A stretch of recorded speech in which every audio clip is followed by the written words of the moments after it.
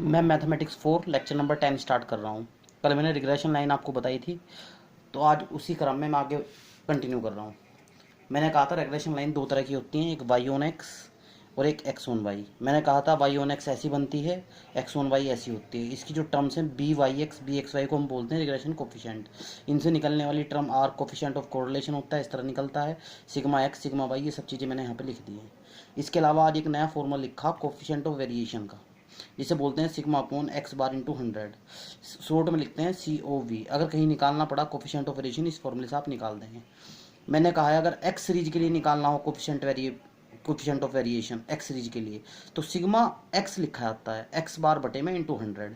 इसी तरह sigma Y बटे वाई बार इंटू 100। इस तरह से मैंने कहा था रिग्रेशन लाइन पे दो तरह के क्वेश्चन आएंगे, एक तो टेबल बेस्ड क्वेश्चन होते हैं, एक डेफिनेशन बेस्ड क्वेश्चन होते हैं। अब हम एक क्वेश्चन बात करते हैं जो डेफिनेशन बेस्ड है। देखो डेफिनेशन बेस में इस तरह क्वेश्चन आएगा, आपको दो रिग्रेशन लाइन देगा इस तरह से, और आपको साथ में क्या दे रखा है, एक सिग्मा वाई का स्क्वायर इज इक्वल टू 16, और आपसे कुछ क्वेश्चन पूछे हैं उसने। जैसे सबसे पहला क्वेश्चन पूछा है कि आप मीन निकालिए, सेकंड क्वेश्चन पूछा है सिग्मा एक्स स्क्वायर निकालिए, फिर थर्ड क्वेश्चन पूछा है कोफिशिएंट ऑफ कोरिलेशन निकालिए एक्स एंड वाई। ठीक है ना, एक्स और वाई के, क्योंकि दो वेरिएबल यूज हो रहे हैं एक्स और वाई के बीच में, से कोफिशिएंट ऑफ कोरिलेशन निकाल के हमें देना है। तो जो पहली रिग्रेशन लाइन है उसकी तुलना आप पहली लाइन से कर दें। जैसी पहली रिग्रेशन लाइन की तुलना पहली लाइन से करोगे आप, तो इसमें जो x का गुणांक होगा, x का जो कोफिशिएंट होगा, वो किससे रिप्रेजेंट होगा, बी वाई एक्स से। तो कितना मैंने इसलिए इसे दूसरी साइड ले गया और 5 से भाग दे दिया, क्योंकि लेफ्ट हैंड साइड में रिग्रेशन लाइन में y का कोफिशिएंट 1 है। ठीक है ना, तो इसका कोफिशिएंट y का 1 बनाते हुए इक्वेशन इसमें कन्वर्ट की, और फिर x का जो गुणांक है उसे क्या बोल दिया, बी वाई एक्स। इसी तरह फिर मैंने दूसरी इक्वेशन की तुलना इससे की। ठीक, वहां से क्या निकल गया, बी वाई एक्स का मान इतना, बी एक्स वाई का मान इतना, और बी वाई एक्स कितना होता है, R sigma X upon sigma Y बटे sigma X, R sigma X बटे सिग्मा वाई इतना होता है 2/5। अब जैसे ही मैं इन दोनों की गुणा करूंगा, गुणा करते ही क्या होगा कि क्रॉस कट जाएंगे सारे के सारे, और आपका आर का मान निकल जाए। जो थर्ड ऑप्शन वो हमसे पूछ रहा था वो हमने सबसे पहला निकाल दिया। इस तरह हम आर निकाल लेंगे। अगर बाय द वे आपसे गलती हो जाए, आप कहने लगो नहीं मैं तो सर मैं तो पहले वाली इक्वेशन दूसरी मान लूँगा, दूसरे वाली इक्वेशन पहली मान लूँगा, तो अगर आप ऐसा मानोगे ना, तो ये आर का जो मान है ये कैसा आ रहा है, मैंने तुम्हें बताया था कोरिलेशन कोफिशिएंट के अंदर आर का मान हमेशा 1 से छोटा आना चाहिए। ये नियम होता है, जो ये आर होता है ना यहाँ पे कोफिशिएंट ऑफ कोरिलेशन, मैंने उस दिन भी लिख के दिया था, -1 से छोटा और -1 से बड़ा होता है कोफिशिएंट ऑफ कोरिलेशन। ये मैंने लिख के दिया था आपको। अब देखो ये आर कैसा रहा, 4/5, जो कि 1 से छोटा है। अगर आप ये उल्टे सीधी मान लेते तो आर 1 से बड़ा हो जाता। इस तरह तो आपको आइडिया भी लग जाएगा कभी भी क्वेश्चन करोगे कि कभी क्वेश्चन गलती नहीं हो रहा, क्वेश्चन गलती या सही का पता तुम्हें तुरंत लग जाएगा जैसे तुम उसका आर निकालोगे, आर हमेशा 1 से छोटा आना चाहिए। ठीक है, अब आर का मान निकलते ही मैंने आर का मान कहाँ रख दिया, मुझे क्या निकालना इस सेकंड ऑप्शन में, सिग्मा एक्स, तो मैंने इस वाले पार्ट में रख दिया, किसमें, बी एक्स वाई में। आर सिग्मा एक्स बटे सिग्मा वाई तो 2/5 दे रखा था, ये मैंने निकाला है, और इसमें आर का मान रख दिया, सिग्मा वाई उसने दिया हुआ है, ये दे रखा सिग्मा वाई, और ये मैंने मान उठा के इसके अंदर रखने शुरू कर दिए, इधर पूछा दिया, सिग्मा एक्स स्क्वायर का मान निकल गया, तो सिग्मा एक्स स्क्वायर निकल गया। आखिरी ऑप्शन में उसने हमसे पूछा, इसमें पहले ऑप्शन में, कि मीन निकालिए एक्स और वाई का। हमेशा याद रखेंगे जो ये इक्वेशन होती है ना, रिग्रेशन लाइंस की जो इक्वेशन होती हैं, इनकी एक खास बात होती है, अगर एक्स को एक्स बार से रिप्लेस कर दूं और वाई को किससे रिप्लेस कर दूं, वाई बार से, मतलब एक्स को रिप्लेस कर दूं एक्स के मीन से, वाई को रिप्लेस कर दूं वाई के मीन से, तो पूरी इक्वेशन सेटिस्फाई हो जाती है, दोनों साइड बराबर आ जाएंगी, इधर भी जीरो हो जाएगा इधर भी जीरो हो जाएगा। तो यही बात मैंने यहाँ लिखी, यदि एक्स और एक्स बार वाई बार किसको सेटिस्फाई करते हैं, रिग्रेशन लाइंस को, तो इसी वजह से एक्स को तो एक्स बार से रिप्लेस कर दिया, वाई को वाई बार से रिप्लेस कर दिया, और दोनों इक्वेशन उठा के सोल्व कर दी, तो यहाँ से एक्स बार वाई बार दोनों निकल गए।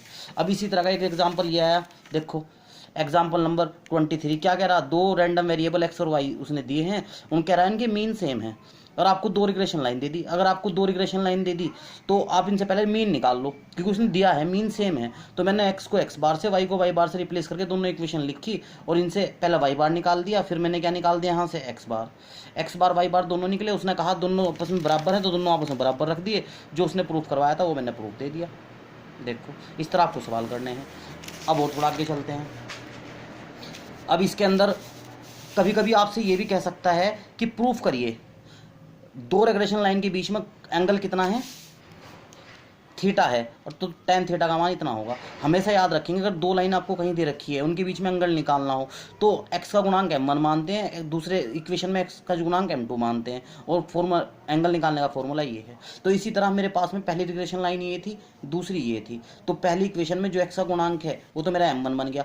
दूसरी इक्वेशन में पहले भाग दे दिया मैंने इसे, बी एक्स वाई से भाग दे दिया, और x का गुणांक चेक करना था मुझे। तो ये थोड़ी ना y का गुणांक तो 1 बनाना पड़ेगा, देखो ऊपर इक्वेशन है कंपैरिजन करने के लिए। तो भाग देने पे m2 कितना बन गया, इतना। उठा के tan थीटा के इस फॉर्मूले में रख दिया, m1 minus m2 1 plus m1 m2। उठा के जैसे मान रखा बी वाई एक्स वाई के मान रख दिए फिर यहाँ नीचे ला के। तो ये तुरंत सारा सारा प्रूफ होते हैं, इस तरह प्रूफ हो जाएगा। इसे हम इस तरह भी लिख सकते हैं क्योंकि 1 माइनस आर स्क्वायर आ रहा ना ऊपर प्रूफ में, तो हम 1 माइनस आर स्क्वायर भी इस तरह लिख सकते हैं। तो हमेशा याद रखेंगे। अब कुछ नोट है, दो नंबर में कभी कभी क्वेश्चन आते हैं, दो रिग्रेशन लाइन परपेंडिकुलर कब होंगी। याद रखना अगर दो रिग्रेशन लाइन परपेंडिकुलर हुई तो थीटा का मान 90 डिग्री, उस केस में टेन थीटा कितना हो जाएगा, इनफाइनाइट। ठीक है ना, इनफाइनाइट का मान 1/0। जैसे आप फॉर्मूले में ऊपर इस वाले में रखोगे 1/0, तो जब क्रॉस मल्टीप्लाई करोगे तो आर का मान आपका कितना आ जाएगा, 0 आ जाएगा। अगर लाइन पैरेलल हुई मतलब समानांतर हुई, थीटा का मान 0 डिग्री, टेन थीटा उस केस में 0 हो जाएगा। 0 रखोगे तो आर का मान +-1। ये प्रूफ करने के लिए भी आ जाए, 2 नंबर में क्वेश्चन भी आ जाए, बड़ा इंपॉर्टेंट है। इसी तरह का एक एग्जाम्पल उसने दिया है, एग्जाम्पल नंबर 21 में क्या कह रहा है, coefficient of correlation between two variable x और वाई, दो वेरिएबल के बीच में कोरिलेशन कोफिशिएंट आर का मान दे दिया, और एंगल दे दिया उनकी रिग्रेशन लाइन के बीच में, टेन थीटा का मान दे दिया आपको, और आर का मान दे दिया। और आपसे क्या जानना चाह रहा है वो देख लो आप, क्या कह रहा है, शो करिए सिग्मा एक्स के बराबर होगा 1/2 सिग्मा वाई के बराबर होगा। ये आपको प्रूफ करना है। देखो ये वाली चीज़ पेपर में आया हुआ क्वेश्चन है, इसलिए मैंने आपको कराया है ये रहा। तो आप कैसे करोगे, जो फॉर्मूला है फॉर्मूला आपको याद रहना चाहिए, टेन थीटा क्या है रिग्रेशन लाइन का, इसमें आर का मान रख दिया और टेन थीटा रख दिया। सारी कैलकुलेशन करता गया, सोल्व करने के बाद मेरे पास दो इक्वेशन आई, एक ये आई सोल्व करने के बाद फाइनली एक ये आया फैक्टर। इसके फैक्टर करने का एक तरीका है, जैसे हम इस लाइन पे आए थे, यहाँ से आप समझो से फैक्टर कैसे करोगे। पूरी इक्वेशन को सिग्मा वाई स्क्वायर से भाग दे देना आप। जैसे सिग्मा वाई स्क्वायर से भाग दोगे तो ये बन जाएगा सिग्मा एक्स बटे सिग्मा वाई का होल स्क्वायर, ये बन जाएगा ये इस वजह से बनेगा, और यहाँ पर रह जाएगा 2। पूरी इक्वेशन को सिग्मा वाई स्क्वायर से डिवाइड कर देना, डिवाइड बाय सिग्मा वाई के स्क्वायर से। ठीक है, जब मैंने टिक लगाया ना ये सिग्मा वाई के स्क्वायर से भाग दे देना आपको इसको, तो ये बन जाएगा। जैसे इसके फैक्टर करोगे तो फैक्टर ये बन जाएंगे, पहले फैक्टर से ये मान आ रहा, दूसरे फैक्टर से ये मान आ रहा, लेकिन मुझे कौन सा प्रूफ करना वहाँ ऊपर 1/2 वाला, तो सेकंड फैक्टर से मेरा काम बन जाएगा, बात खत्म। ठीक है, इस तरह आप कंप्लीट कर लेना सवाल। अब इसके बाद थोड़ा सा और आगे चलते हैं। मैंने कहा है पेज 257 पे जब जाओगे एग्जाम्पल 29 आपको करना है, पेपर में आया हुआ एग्जाम्पल है, और सारे एग्जाम्पल 37 तक आप पे हो जाएंगे, कोई दिक्कत नहीं आएगी। एक बार पढ़ लेना अच्छे से, कोई दिक्कत आए तो मुझे कॉल करना। फिर एक टॉपिक है मल्टीपल रिग्रेशन, ये एग्जाम्पल 38 है। ठीक है ना, ये आपको करके देखना है किस तरह कर रखा मल्टीपल रिग्रेशन, रट इस टाइप में जो कि तो इस्तेमाल करोगे, कुछ नहीं है, method of least square fitting कर रखी मेनली तो। ठीक है, उसके बाद एग्जाम्पल 39-40 आपको छोड़ देने हैं, ये आपको नहीं करने क्योंकि एरर आपके सिलेबस में नहीं है। ठीक है, फिर आती है 262 पेज पे मल्टीपल कोरिलेशन और मल्टीपल रिग्रेशन। ये मैं आपको भी बताने जा रहा, ध्यान से सुनना। ठीक है, ओके, थैंक यू।